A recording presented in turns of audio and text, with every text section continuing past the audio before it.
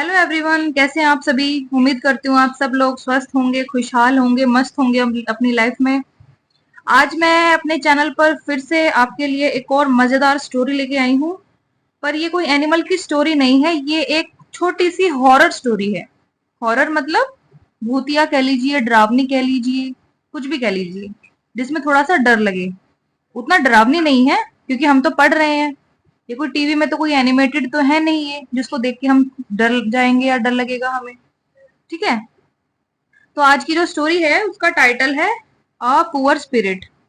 आज की स्टोरी को जब हम रीड करेंगे तो जो इम्पोर्टेंट और अलग से जो वर्ड मीनिंग है सिर्फ उसी को लिखेंगे। ठीक, क्योंकि हर एक वर्ड का मतलब लिखने में जो हमारी वीडियो है बहुत लंबी हो जाती है। फिर वो बोरियत पैदा करती है क्योंकि वो 20 मिनट से ऊपर हो जाता है, फिर कोई उसको देखेगा नहीं, मुझे पता है। मैं खुद भी नहीं देखना चाहूंगी इतनी लंबी वीडियो को।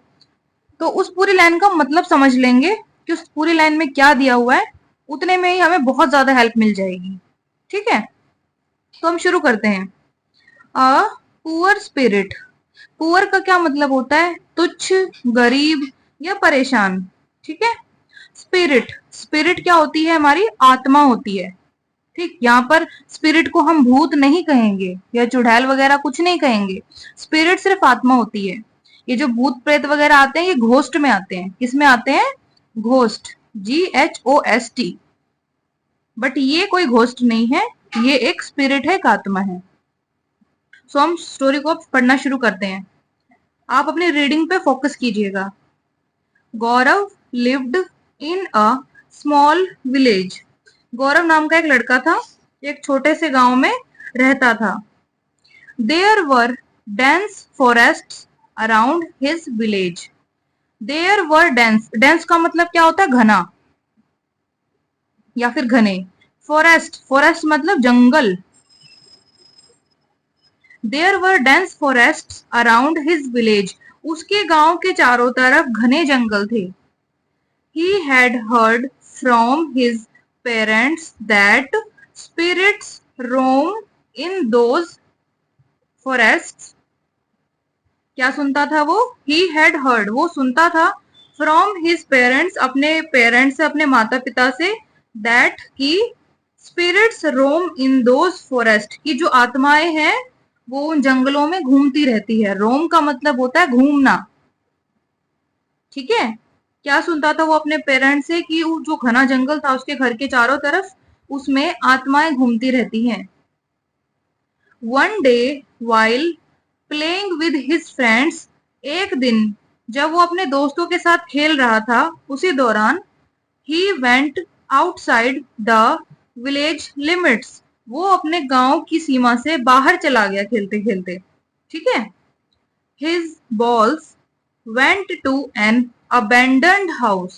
अबेंडन्ड का मतलब होता है त्याग किया हुआ या त्यागा हुआ या फिर छोड़ा हुआ। ठीक है। जो लोग घर को छोड़ के चले जाते हैं, जैसे पहाड़ों में होता है, अपने घर को त्याग के चले जाते हैं, तो वो घर क्या कहलाता है? अबेंडन्ड। ठीक है। तो ये लाइन क्या कहती है? His balls went to an abandoned house. उसकी जो गेंदें थी ना, वो जो त्यागे हुए घर थे, छोड़े हुए घर थे लोगों के, उसमें चली गई। ठीक। His friends asked him to bring the ball. उसके दोस्तों ने उस बॉल को लाने के लिए कहा उससे। ब्रिंग मतलब लाना। ठीक है। खेलते खेलते वो सीमा के बाहर चला गया अपनी गांव के। फिर जो उसकी बॉल थी उस त्यागे हुए, उस छोड़े हुए घर के अंदर चली गई। फिर उसके दोस्तों ने कहा कि तुम जाओ और बॉल लेके आओ। The door of that house was open. The door, door मतलब क्या होता है? दरवाजा। ऑफ दैट हाउस, उस घर का दरवाजा जो था, वॉज ओपन, खुला हुआ था। He slowly entered the house. Slowly मतलब धीरे से, एंटर्ड मतलब आया। He slowly entered the house, वह धीरे से उस घर में आया। ठीक है। The atmosphere inside the house was terrible. Atmosphere का मतलब हो गया वहां पे वातावरण। ठीक है। उस घर का जो अंदर का वातावरण था वो टेरिबल था। टेरिबल का मतलब क्या होता है? भयानक। उस घर में वो घुसा और उसने देखा कि जो पूरा घर का वातावरण है वो भयानक है। ठीक है। Everything was scattered. एवरीथिंग का मतलब होता है हर एक चीज। स्कैटर्ड का मतलब है बिखरी हुई थी, मतलब इधर से उधर पड़ी हुई थी, सब बिखरा हुआ था उसमें, उस घर में।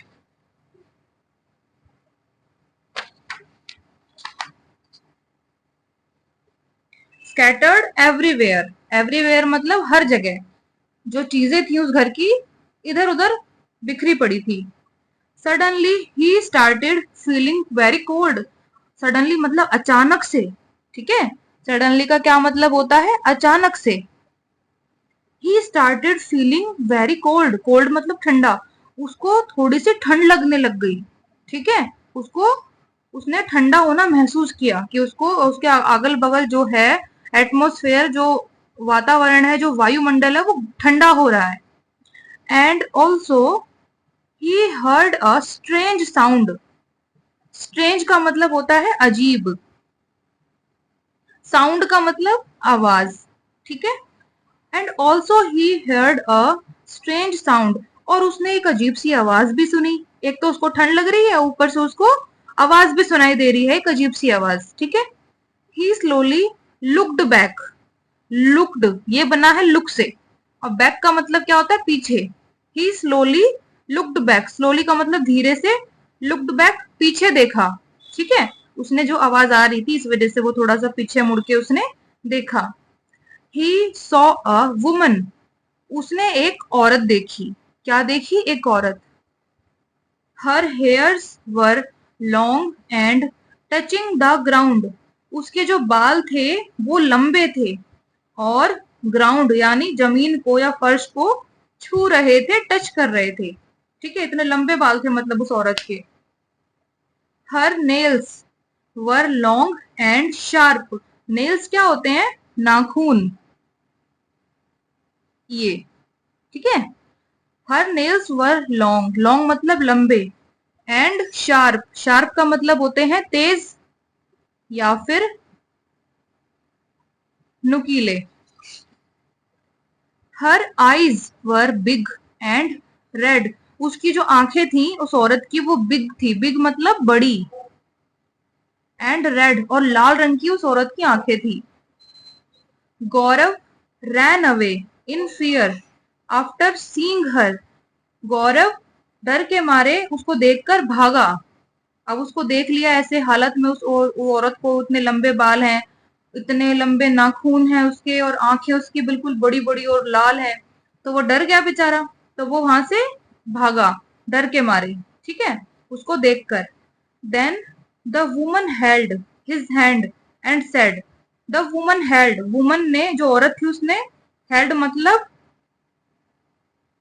पकड़ा। ठीक है। The woman held his hand. उस औरत ने गौरव का हाथ पकड़ लिया। एंड सेड और बोली। क्या बोली? I need your help.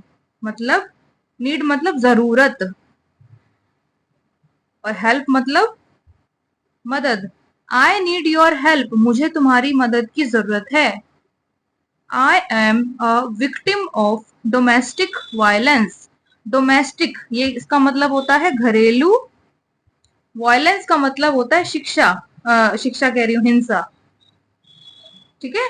Violence का मतलब होता है हिंसा, मतलब मार पिटाई करता था उसके साथ कोई। ये सब चीजें जो घर के अंदर जो अपराध होते हैं वो डोमेस्टिक वायलेंस, घरेलू हिंसा में आते हैं। ठीक है। सो क्या कह रही है वो? I am a victim. Victim का क्या मतलब होता है? शिकार। ठीक है। I am a victim of domestic violence. मैं घरेलू हिंसा की शिकार हूं। My husband murdered me and buried me buried my body in the forest. क्या कहती है वो? My husband. हस्बैंड मतलब पति। मर्डर्ड। मर्डर्ड मतलब मार दिया, मर्डर कर दिया, खून कर दिया। माई हस्बैंड मर्डर्ड मी। मुझे, मेरे हस्बैंड ने मुझे मार दिया। And buried. ब्यूरिड इसको कैसे लिखेंगे हम? ब्यूरिड। ठीक है। ब्यूरिड का मतलब होता है दफना दिया, दफनाना। ठीक है। मेरे हस्बैंड ने मुझे मार दिया and buried my body in the forest, और मेरे बॉडी को, मेरे शरीर को जंगल में दफना दिया। ठीक है। Since then my soul has been imprisoned in this house. Since then का मतलब होता है तब से। माई सोल, सोल का भी क्या मतलब होता है? आत्मा। तो ये स्पिरिट का सिनोनिम हो गया, पर्यायवाची हो गया। ठीक है। सिंस देन, तब से, मेरी आत्मा हैज बीन इम्प्रिजन का मतलब होता है कैद। ठीक है। In this house, since then my soul has been imprison in this house, तब से मेरी आत्मा इस घर में कैद है। ठीक है। वो जो घर बंद पड़ा था, उसमें कोई रहता नहीं था, छोड़ा हुआ था, उसमें वो औरत की आत्मा कैद थी। ठीक है। तो आगे गौरव को क्या कहती है?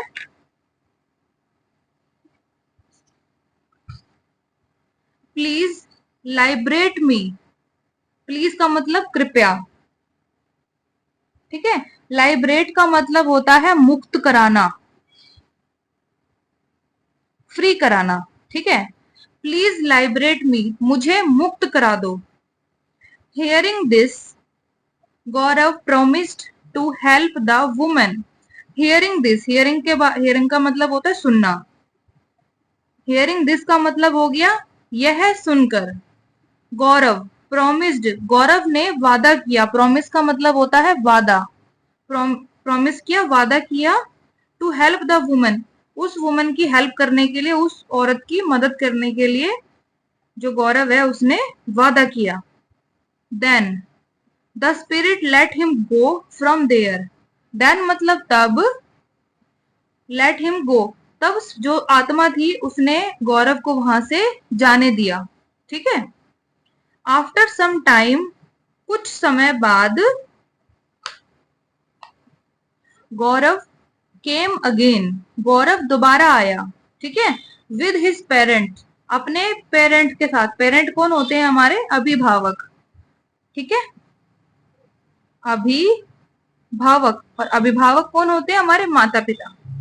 ठीक है। एक दूसरे के ये पर्यायवाची हैं। आफ्टर सम टाइम, कुछ देर बाद, Gaurav came again with his parents and the police. Gaurav जो था वो अपने पेरेंट, अपने मम्मी पापा और पुलिस के साथ उस घर में दोबारा आया। Police traced the woman's husband. Traced का मतलब होता है पता लगाना। ठीक है। तो ये सेंटेंस क्या कहता है? Police traced the woman's husband. अब देखिए, वुमन में एपोस्ट्रोफी एस लगा है। ठीक है। इसका मतलब है वुमन या फिर नारी या महिला का। ठीक है। वुमन का। Police trace the woman's husband, police ने उस औरत के पति को ढूंढ लिया या उसका पता लगा लिया। एंड अरेस्टेड हिम, अरेस्ट करना मतलब होता है हिरासत में लेना। हिरासत में लेना या फिर पकड़ लेना, कुछ भी कह सकते हैं हम। एंड अरेस्टेड हिम, और उसे हिरासत में ले लिया। किसको? उस औरत के पति को। Gaurav's family found the women's body in the forest. अब देखिए, गौरव में भी अपोस्ट्रोफी लगा है, तो इसका मतलब गौरव का, गौरव की, गौरव के, कुछ भी आ सकता है इसमें से। गौरव फैमिली, गौरव के परिवार ने, फाउंड, फाउंड का मतलब पता लगाया या फिर ढूंढ लिया। Gaurav family found the women's body, Gaurav के परिवार ने उस औरत के शरीर को ढूंढ लिया। इन द फॉरेस्ट, फॉरेस्ट में से, जंगल में से उस औरत की बॉडी को गौरव के परिवार ने ढूंढ लिया। And called the priest, priest क्या होता है? मंदिर का पुजारी। ठीक है। या कोई पंडित। And called the priest and performed the last rites of that women's body. Last rite क्या होती है? अंतिम संस्कार। कोई किसी इंसान का देहांत हो जाता है तो उसको जो अंतिम संस्कार होता है, उसको जो लकड़ियों पे जला दिया जाता है उसकी बॉडी को, उसको हम लास्ट राइट बोलते हैं, अंतिम संस्कार बोलते हैं। ठीक है, तो क्या कह रहे हैं यहाँ पे sentence, and called the priest, और जो पुजारी है उसको बुलाया गया, and performed the last rites of that women's body, और उस औरत के शरीर का अंतिम संस्कार कर दिया गया। ठीक है, in this way that women's soul was liberated. In this way मतलब इस तरह से, इस तरह से या फिर इस प्रकार। इन दिस वे इस प्रकार, दैट वुमेन्स सोल, सोल मतलब आत्मा, लाइबरेटेड का मतलब मुक्त होना, पर यहां पर ये पास्ट फॉर्म है तो मुक्त हो गई। इस प्रकार उस औरत की आत्मा मुक्त हो गई। ठीक है, यहाँ पर हमारी ये स्टोरी फिनिश हो गई। एक बार इसको फटाफट से दोबारा पढ़ लेते हैं।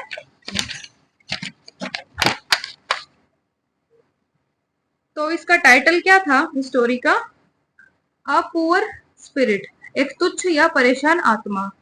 गौरव lived in a small village, Gaurav एक छोटे से गांव में रहता था। There were dense forests around his village, उसके गांव के चारों तरफ घने जंगल थे। He had heard from his parents that spirits roam in those forests. उसने अपने माता पिता से सुना था कि उन जंगलों में आत्माएं घूमती रहती हैं। One day, एक दिन, while playing with his friends, अपने दोस्तों के साथ खेलने के दौरान, he went outside the village limit. वो अपने गांव की सीमा से बाहर चला गया। His balls went to an abandoned house. उसकी जो बॉल थी वो एक छोड़े हुए घर के अंदर चली गई थी। His friends asked him to bring the ball. उसके दोस्तों ने उसे बॉल को या गेंद को लाने के लिए कहा। The door of that house was open. उस घर का दरवाजा खुला था। He slowly entered the house. वह धीरे से उस घर के अंदर गया। The atmosphere inside the house was terrible. घर के अंदर का वातावरण बहुत भयानक था। Everything was scattered everywhere. हर एक चीज बिखरी हुई थी इधर उधर। Suddenly he started feeling very cold. उसको बहुत ठंड लगना शुरू हुई। And also he heard a strange sound. और इसके साथ ही उसने एक अजीब सी आवाज भी सुनी। He slowly looked back. उसने धीरे से पीछे देखा। He saw a woman. उसने एक औरत देखी। Her hairs were long and touching the ground. उस औरत के बाल बहुत लंबे थे और जमीन को छू रहे थे। Her nails were long and sharp. उसके नाखून बहुत लंबे और नुकीले थे।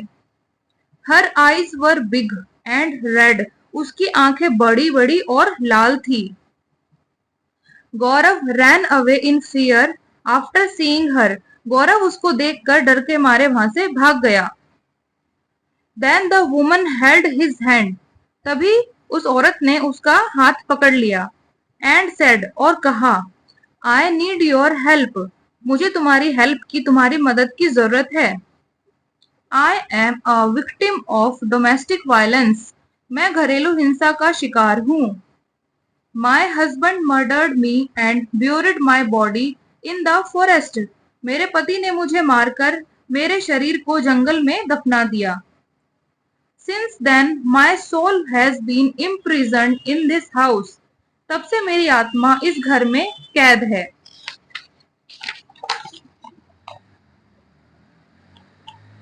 Please liberate me. कृपया करके मुझे मुक्त करा दो। Hearing this, Gaurav promised to help the woman. इतना सुनकर गौरव ने उस औरत को वादा किया। Then the spirit let him go from there. तब उस आत्मा ने वहां से उसको जाने दिया।